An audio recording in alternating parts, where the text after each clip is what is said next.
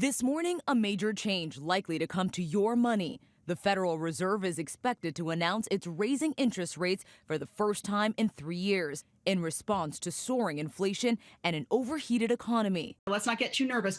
Rates are still historically low. They're near 0%, but it could be enough to rattle investors and consumers. The rate hike would come as soon as March. Some economists say the Fed is moving too late to fight inflation.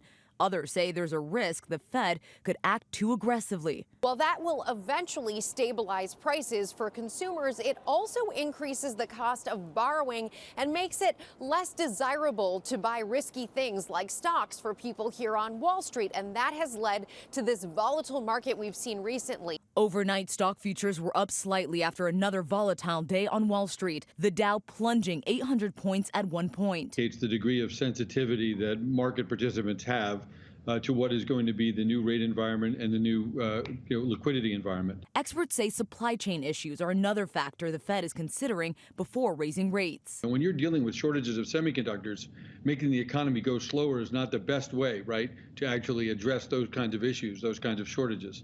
Across the country, the supply of crucial semiconductors is now alarmingly low, according to a Commerce Department survey.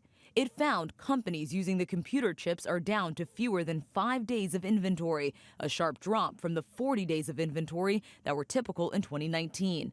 The auto industry has been hit hard by the chip shortage. But today, Tesla is expected to report record profits as electric cars become more mainstream.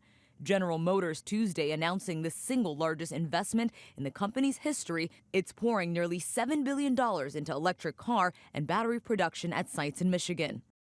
As for interest rates, some experts predict that the Fed could raise rates as many as 4 times this year to curb inflation.